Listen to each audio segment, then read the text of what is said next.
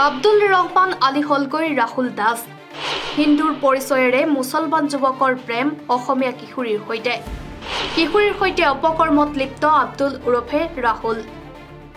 মুছলমান যুৱক হলকৈ হিন্দু মুছলমান যুৱকে হিন্দু বুলি পৰিচয় দি প্ৰথমে এগৰাকী অসমীয়া কিশোৰীৰ সৈতে বিভিন্ন চলনাৰে প্ৰেম কৰে তাৰ পিছতে কিশোৰীগৰাকীৰ সৈতে লিপ্ত হয় অপকৰ্মত বাক্সা জিলাৰ বৰপৰি আৰক্ষী থানাৰ অন্তৰ্গত সুৱনখাটাত সংঘটিত হৈছে এই ঘটনা বাক্সাৰ হেদায়েতপুৰৰ আব্দুল ৰহমান আলী নামৰ যুৱকজনে নিজকে ৰাহুল বুলি পৰিচয় দি প্ৰেমৰ সম্পৰ্ক স্থাপন কৰিছিল সুৱনখাটাৰ এগৰাকী কিশোৰীৰ সৈতে তাৰে সুযোগ গ্ৰহণ কৰি যুৱকজনে শনিবাৰে নিশা কিশোৰীগৰাকীৰ সৈতে অপকৰ্ম কৰে কিন্তু ৰাইজে ঘটনাৰ বিষয়ে জানিব পাৰি নিশাই যুৱকজনক আটক কৰাত প্ৰকৃত পৰিচয় ওলাই পৰে কিশোৰীগৰাকীক ৰাহুল দাস বুলি চিনাকি দিয়া যুৱকজন আচলতে আব্দুল ৰহমান আলীহে পাছত ৰাইজে যুৱকজনক লপাথপা দি আৰক্ষীক গতাই দিয়ে ইতিমধ্যে নিশা সংঘটিত হোৱা ঘটনাটোৱে সমগ্ৰ অঞ্চলটোতে সৃষ্টি কৰিছে তীব্ৰ প্ৰতিক্ৰিয়াৰ ৰঞ্জন আলী খৰকত হেদাতপুৰ ইয়াত ছোৱালী মাতাৰ কাৰণে মই আহিছোঁ হাজিৰা কৰিছোঁ মানে এইখিনিতে শিলবাতি খাম ছোৱালীৰ লগত আকৌ কৰা খালিকে ধৰিছোঁ খালিকে আকৌ কৰা নাই সেইখিনি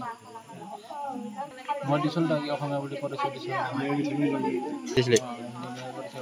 তাৰপিছত মই লাষ্টত কথা পাতি মই কৈছোঁ অসমৰ মুছলিম ল'ৰা হয় এনেকৈ কৈছোঁ মই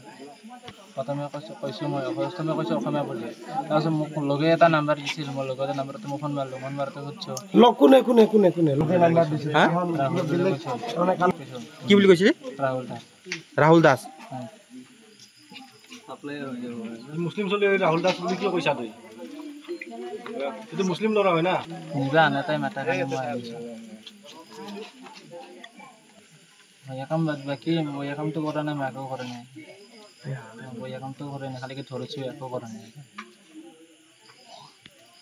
তাই মোক ভাল পাই কাৰণে কৈছে তাই বুলি মোক কৈছে সেইকাৰণে মই আহিছোঁ নহ'লেবাতো মই নাহিলোঁ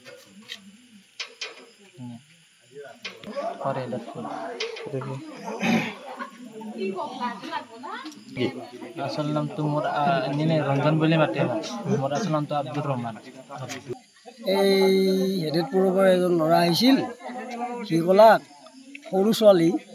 ছোৱালীজনীৰ বয়স 13 বছৰমান হৈছে মাত্ৰ গাভৰু হৈছে কিন্তু 13 বছৰ বয়স হৈছে এই 13 বছৰ বয়সত এটা ছোৱালীটো ভাল পাব নোৱাৰে ঠিক ল'ৰাটোক মাতি পঠাইছে ল'ৰাটো আহিছে আৰু ল'ৰাটোৱে অসমীয়া অৰ্থাৎ ৰাহুল দাস বুলি চিনাকি দি ছোৱালীজনীৰ লগত সম্পৰ্ক স্থাপন কৰিছিল